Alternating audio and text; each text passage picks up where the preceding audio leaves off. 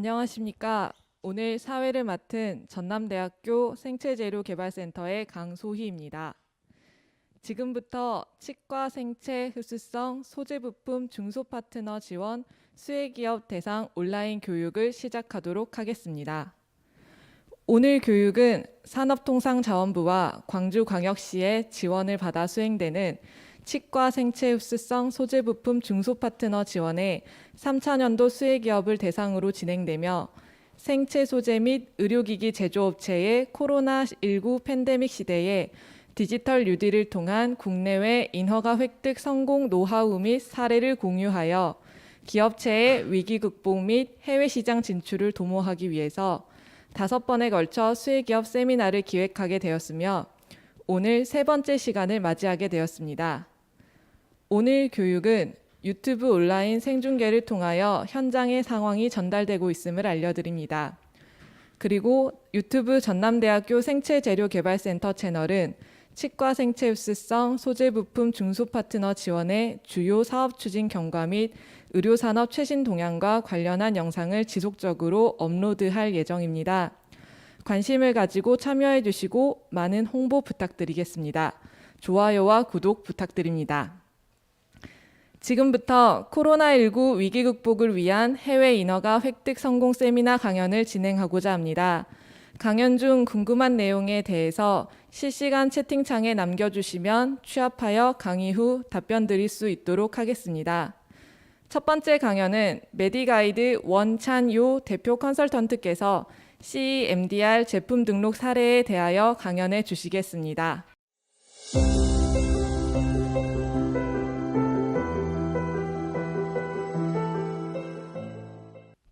CE-MDR이라고 하는 유럽의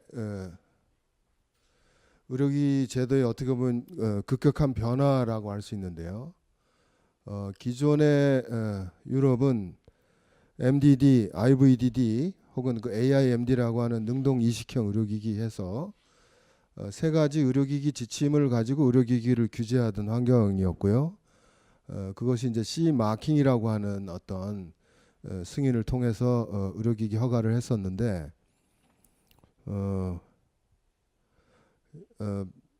CMDD 하에서 이 제도를 운영하다 보니까 여러 가지 문제가 많이 발생을 했고요.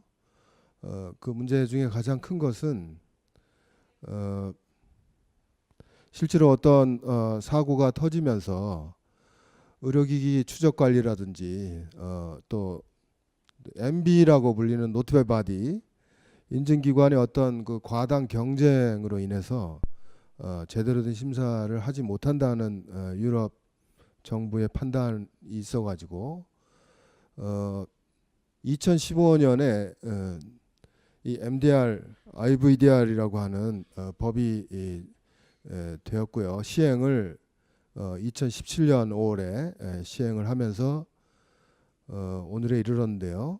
그래서 아까 잠깐 미리 말씀드렸는데 MDR 적용 일자는 뭐 두 가지 날짜를 아시면 되는데 지금 다들 MDD 승인을 받으셨고 또 마지막 승인의 그 대열에 참여하고 계실 텐데요.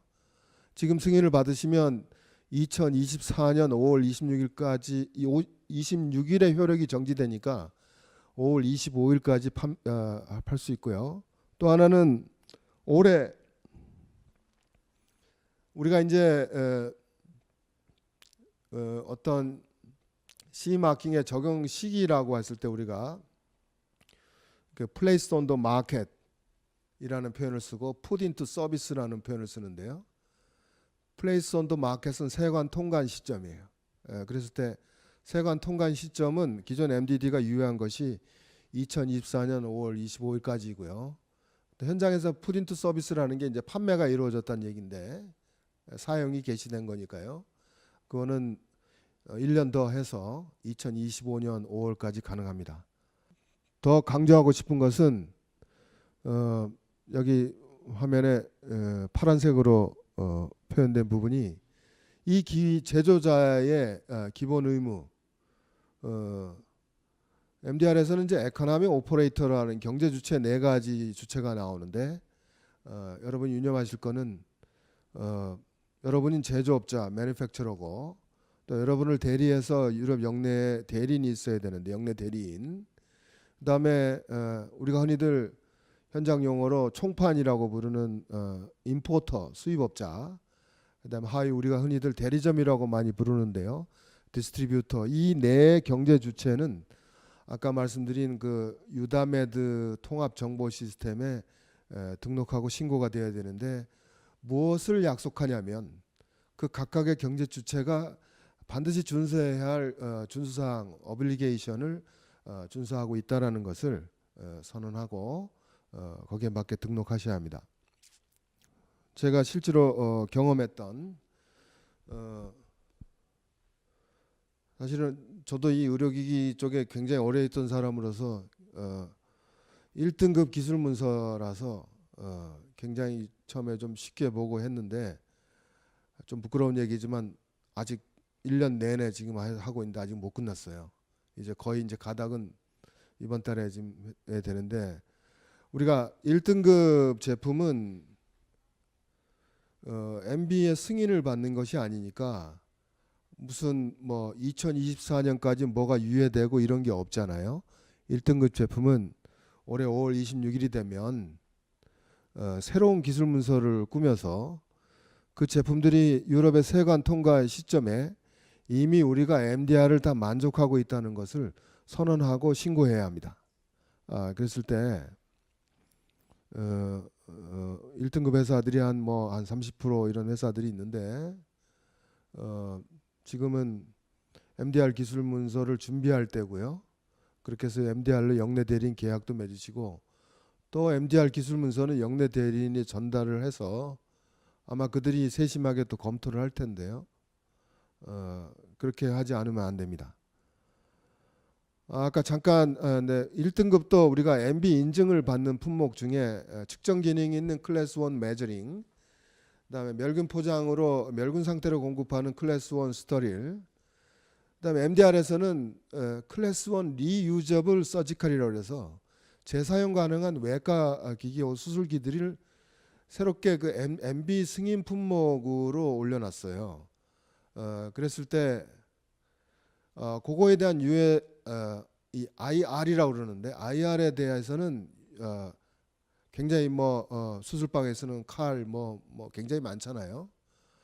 이런 것들이 또 사용자 멸균 포장이 아니라 사용자 멸균하는 이런 품목들은 갑작스럽게 MB 승인을 받아야 되기 때문에 이 부분은 이제 개정안이 나온 것이 올해 시행일 이전에 적합 선언을 한 것은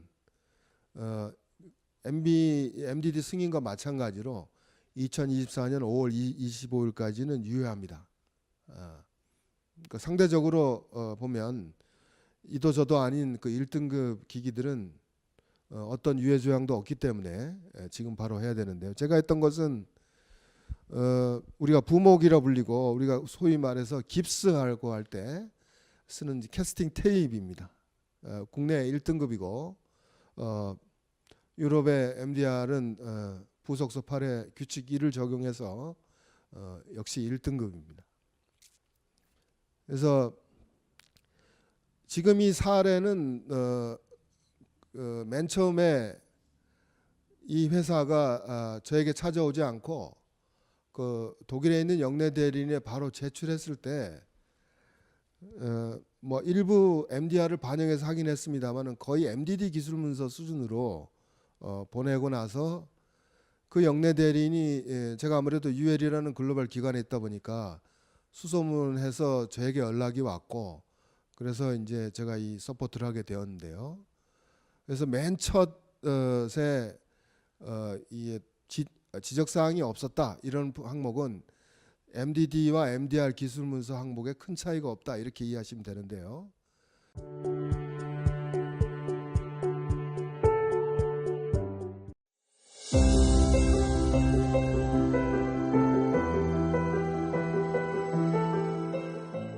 방금 소개받은 메디가이드 주식회사 홍대입니다. 이번에 발표드릴 내용은 해외 인허가 사례 중에 FDA 클래스 1 리스팅 및 MDSAP 인증에 대한 내용입니다. 먼저 FDA 클래스 1 등록 사례에 대해서 말씀드리도록 하겠습니다. 등급 분류 규정은 앞서 말씀드렸던 FDNCX 섹션 360C에 나오고 있고요. 아까 말씀드렸던 대로 클래스 1은 위험도가 가장 낮은 등급입니다. 그래서 여기 보면 일반 규제와 특별 규제가 있는데 그 중에서 일반 규제만 지키면 됩니다. 그다음에 이제 말씀드린 대로 3등급이 제일 높은 것들이고 대부분 PMA 그리고 일반적으로 예외적으로 노티피케이션 그러니까 510K로 되는 경우가 있습니다. 미국 연방 규정집에는 그 1700가지 기기가 있습니다. 그러니까 우리나라는 지금 대충 품목이 소분류로 3000가지 정도 되는데요. FDA는 그러니까 품목 분류가 조금은 더 포괄적이다 라고 보시면 됩니다.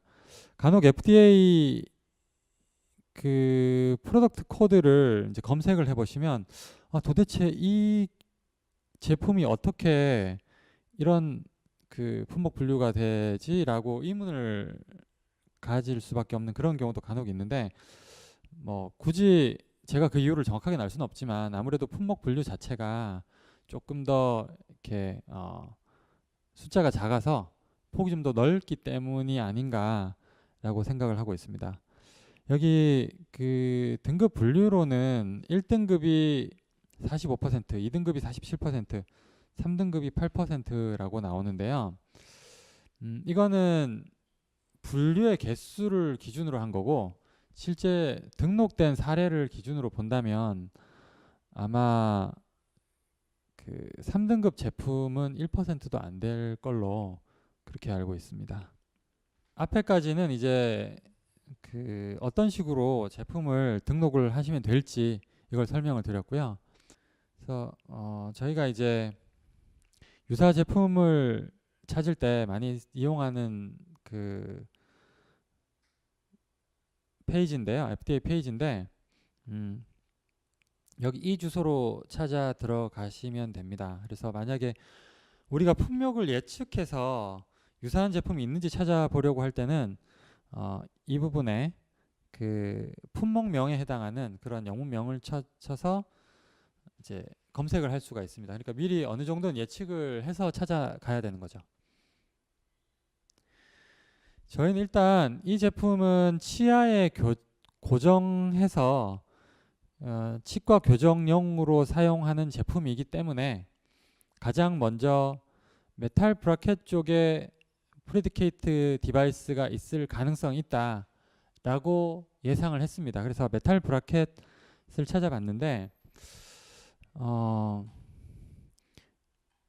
메탈 브라켓이 새 그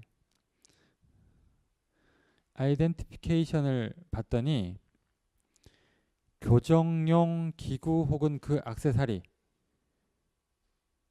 라고 되어 있고요. 이빨에 고정되고 그리고 다른 압력이 가해질 수 있도록 한다.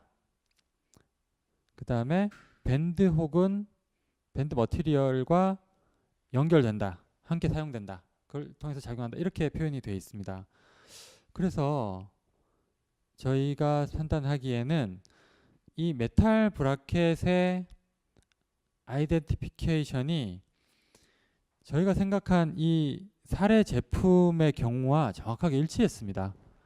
그래서 저희가 내린 결론은 이 제품은 1등급 제품이고 510K exempt이기 때문에 그냥 리스팅만으로 등록이 가능할 거라고 판단을 했습니다. 일단 1등급 제품 같은 경우에는 프리디케이트 디바이스와의 비교 자료를 제출할 필요가 없기 때문에 프리디케이트 디바이스가 없기 때문에 PMA 대상이 되는 위험을 완전히 피할 수가 있었습니다. 그래서 그 부분에 대해서 저희 미국 파트너랑 협의를 했고 미국 파트너 측의 의견도 일치했습니다. 이상으로 일단 FDA 리스팅 사례에 대해서 발표를 마치고 다음으로 MDSAP 인증 사례에 대해서 말씀드리겠습니다. 네.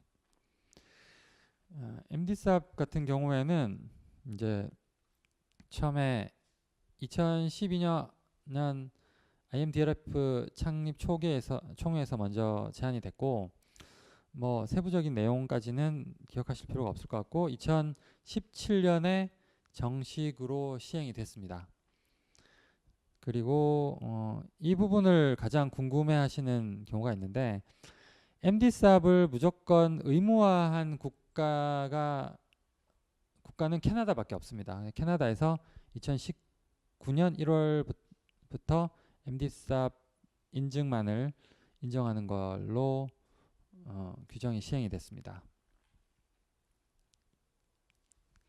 MDSAP에 대해서 아직 잘 모르는 분들이 생각보다 많아서 간단하게 소개를 드리자면 MDSAP은 IMDRF 그러니까 International Medical Device Regulators Forum 그러니까 국제 의료기기 규제 당국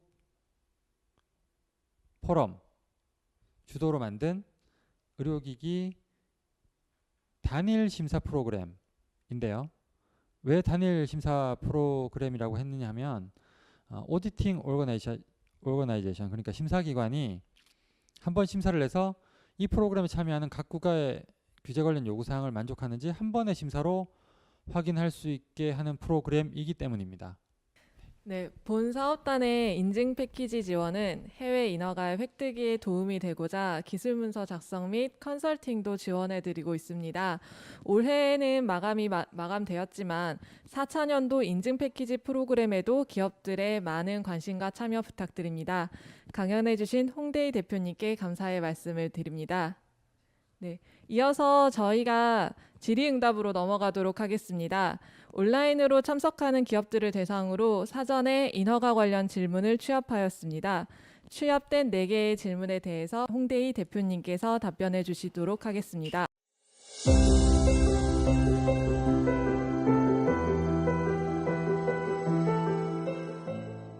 첫 번째 기업은 흡수성 이식용 메쉬를 국내 의료기기 4등급 허가를 획득하고자 하는 기업입니다.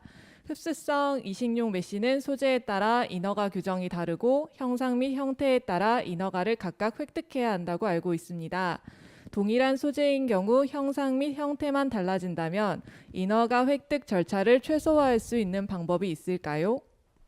두 번째 기업은 치과용 임플란트 상부 구조물을 국내 의료기기 2등급 인증을 획득하고자 합니다.